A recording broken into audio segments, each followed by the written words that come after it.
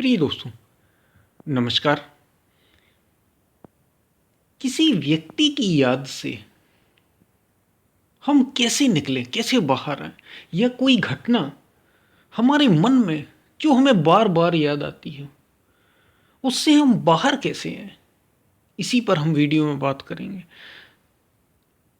उससे पहले अगर आप चैनल पर नए हैं तो सब्सक्राइब भी करें। वीडियो को पूरा सुनेंगे तो आप इसका अधिक से अधिक लाभ ले पाएंगे। पसंद आए तो शेयर ज़रूर करें, शेयर करना ना भूलें। हम चलते अपनी वीडियो की तरफ।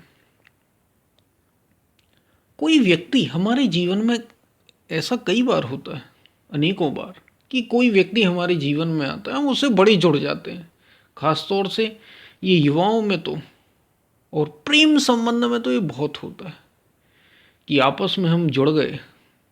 ये पति पत्नी के भी संबंध में होता है, ये बच्चे से भी खूब होता है। जब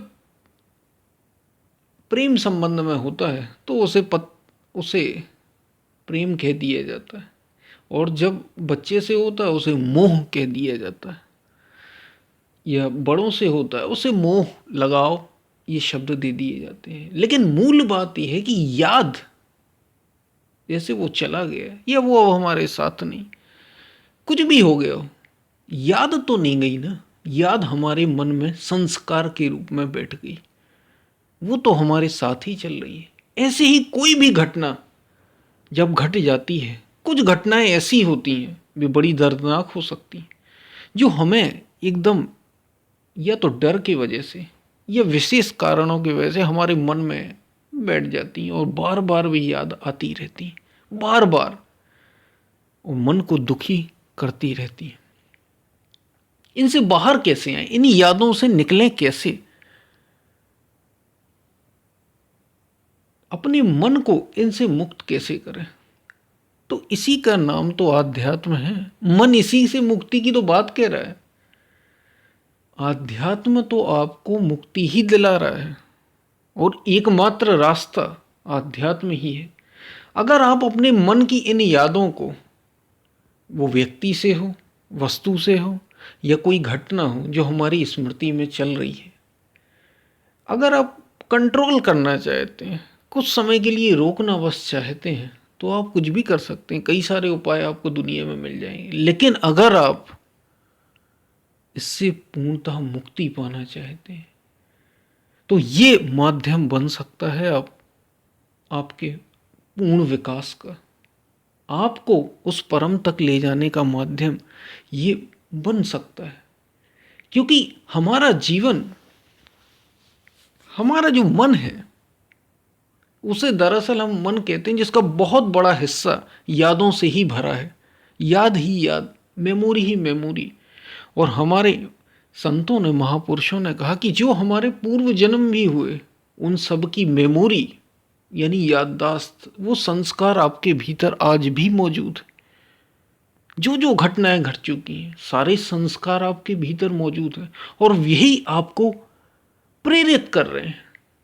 इसलिए कोई व्यक्ति कामी होता है, यानी काम वासना बहुत अधिक होती है किसी में, क्योंकि उसका मूल संस्कार उस काम वासना से जुड़ा है। कोई व्यक्ति क्रोधी होता है, यानी बहुत गुस्सा, उसे सहज ही उसका उसका जो मूल है, मूल गुस्सा, मतलब जिससे वो अपना आपा खो दे, उसका नियंत्रण न रहे, जिस पर वो नियंत्रण के प्रयास करता रहता है, वो क्रोध होता है। ऐसे ही लोभ, उनका मूल ही लोभ है। उस व्यक्ति की मूल वृत्ति ही लोभ से बनी हुई है, क्योंकि जन्मों जन्मों का संस्कार भरा पड़ा है। ऐसे ही मोह, मोह जुड़ा हुआ है। किसी का जाना आना, किसी का चला जाना, मतलब मूल जो है वो मोह है। ये हमारे मन की बड़ी गहरी वृत्तियां हैं, मूल संस्कार होते हैं। और अगर आप सजग हो जाएं, अब इनसे मुक्ति पे कैसे पाएं? ये जो यादों का पिटारा है, मन इसी के सहारे जीवित रहता है।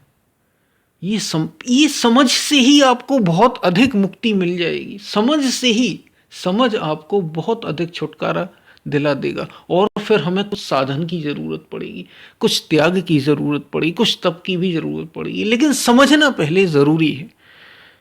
क्योंकि मन जीता ही पास्ट और फ्यूचर। बार बार अपनी वीडियोस में मैंने ये बात बताई है जो हमारे महापुरुषों द्वारा कही, कि आपका जो मन है वो जीता ही किसमें है, या तो आगे की कल्पनाएं करता रहता है या बीते हुए की घटनाओं की याद करता रहता है। जैसे ही खाली मन होता है, जैसे ही आप थोड़ी फ्री होते हैं, वो डूब जाता है पुरानी यादों में। मौका मिला मन को, इसी को संतों ने कहा यही माया में जागना है मन का, यही मन का विषयों में जागना है। और जिसकी आप याद कर रहे हो वैसा ही संस्कार आपको फिर से आप पर हावी होता रहता है। इसलिए इसी के प्रति जागना है। और मन को मारना ही तो आध्यात्म है। आध्यात्म का मूल, आध्यात्म का उद्देश्य ही क्या है? आत्मा का अधिकार होना चाहिए। किसका अधिकार? आत्मा का, मन का नहीं, आत्मा का। और आत्मा का अधिकार ही आध्यात्म का मूल उद्देश्य है। और वो होगा कब? जब तुम मन से मुक्त हो जाओगे। जो मन की यादें हैं, जो पुरानी, ये जैसे ये घटना की बात की कि हमें किसी व्यक्ति से हम छुटकारा कैसे पाए उसकी याद से, तो बार बार जब भी आपको उसकी याद आए या कोई घटना जो आपके जीवन में घट गई पुरानी, वो जैसे ही याद आ जाए तुरंत सजग हो, सावधान हो कि मैं कहाँ। जैसे ही तुम उस घटना के प्रति सजग होगे, सावधान होंगे, वो मन में जो आती है तुरंत सावधान हो कि मैं अलग और ये घटनाएं अलग, मैं अलग और ये मन अलग। ये एकदम से नहीं होगा, इसके लिए समय लगेगा सावधान होने में, जागरूक होने में, क्योंकि हमें आदत पड़ गई है, वही वही याद आएगा। तुरंत सावधान होना है, अपने पर ध्यान लाना है। मैं अपने पर, मैं अलग और ये अलग, मन अलग है, आप मन नहीं हो, ये याद दिलाना है अपने को बार बार। आप ये शरीर नहीं हो। धीरे धीरे आप देखोगे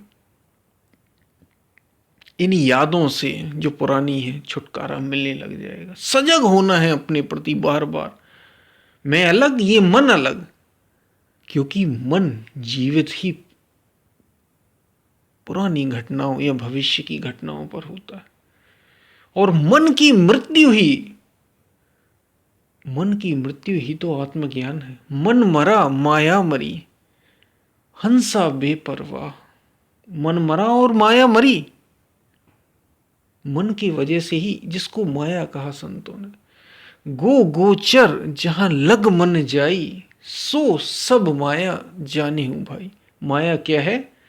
जहां जहां तक ये मन और आपकी इंद्रियां, जो जो मन सोचता है, इंद्रियां जहां जहां तक आप देखते, सुनते, विचार करते हो, सब माया है। जो आप याद कर रहे हो या आगे भविष्य की योजनाएं बनाने में लगे हुए हो, ये सब माया का खेल है। ये सब मन का ही खेल है। मन जीता ही भविष्य और वर्तमान में है, और जो भविष्य और भूतकाल में है, और जो इस क्षण है, इस क्षण अगर आप उसमें जीने लग गए तो आप सत्य के साथ जीने लग गए। आप आत्मा के साथ जी रहे हो, क्योंकि वो पूर्ण होश में। पूर्ण होश का मतलब क्या? जागरूक होने का मतलब क्या? इस क्षण में होना। ना तो आगे की सोच कि क्या होना है, आगे की चिंता, ना बीती हुई जो यादें हैं, यादों का पिटारा। क्योंकि ये जो बीती हुई यादें हैं ना, यही आपको आगे की कल्पनाओं में उलझा देती हैं। ये मिले हुए हैं आपस में, और हम आज के जो इस पल का आनंद है उसको हम खो देते हैं इनकी यादों में। इसलिए साधना भी जरूरी। एक तो ये होश बनाए रखना, बार बार सावधान रहना कि मैं अलग ये अलग, सावधान, बार बार सावधान। और फिर संतों ने कई सारे प्रयोग किए इस पर, साधनाएं दी। जैसे एक नाम का सहारा, नाम की विधि भी दी। ये कई सारी विधियां हैं इस पर। श्वासों पर आपने ध्यान लाइए। जैसे ये घटना घटे, ऐसा कुछ हो, तो अगर आप तुरंत मन से असंग नहीं हो पाते, थोड़ा समय लगता है, तो आप श्वासों पर ध्यान दीजिए। श्वास भी आपका एक, श्वासें यानी हमारी जो सांस हम लेते हैं, भीतर जाती हुई और बाहर आती हुई सांस, इस पर हम तुरंत ध्यान केंद्रित करें। जैसे ही मन हमारी पुरानी यादों में हमें ले जाए, तुरंत श्वासों पर अपने ध्यान केंद्रित करें, क्योंकि श्वास माध्यम है।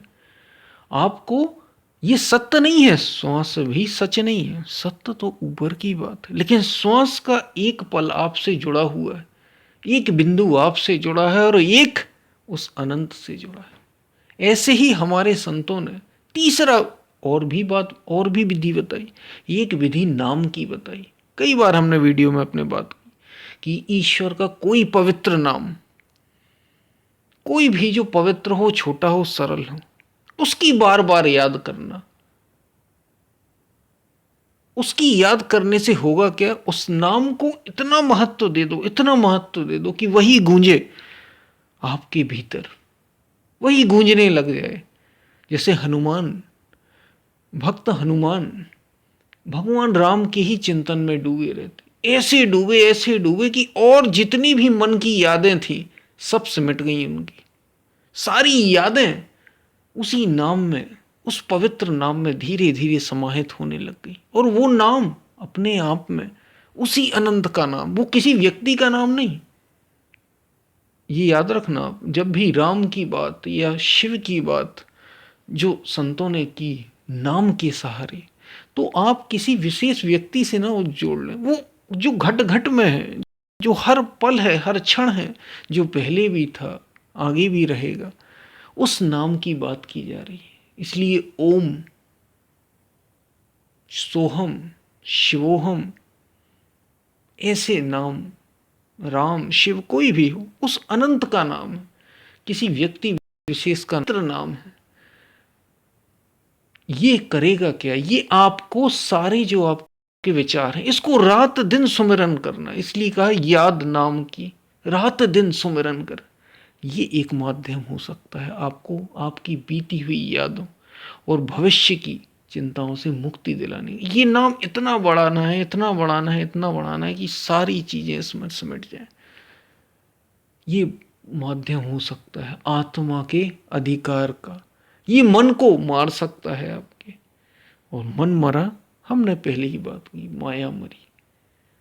ये आपको, ये नाम भी आपको आप तक लेके आएगा। ये सजग होने के रास्ते हैं, ये हम रास्तों पर अभी बात कर रहे हैं। मूल बात हमने पहले कर ली कि आपको अपने पर ध्यान लाना है।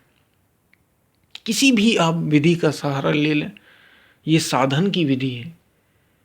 समझ आपको पहले चाहिए कि मन से आप असंग होना है, हमें बार बार अभ्यास करना होगा, और ये एक दिन में नहीं होगा। जैसे आपकी यादें एक दिन में नहीं आ गई, कई समय लगा है इस पर। ऐसे ही ये आपको बार बार, जितना आप प्रयास करेंगे, जितनी मेहनत करेंगे, उतनी ही जल्दी आप इससे छुटकारा पाएंगे। आपकी लगन तय करेगी और आप इसका आपको इसमें परिणाम भी दिखने लग जाएंगे। इसमें बहुत समय भी नहीं लगता। ऐसा नहीं है कि इसमें बहुत सालों चाहिए। ये भी याद रखना, मुक्ति के लिए, आत्मज्ञान के लिए बहुत साल नहीं चाहिए, कुछ ही समय में घटित होता है। अरे संसार में कोई बिजनेस करने में, कोई नौकरी करने में, अपना परिवार बनाने में या अपना मकान ही बनाने में लोगों को सालों लग जाते हैं।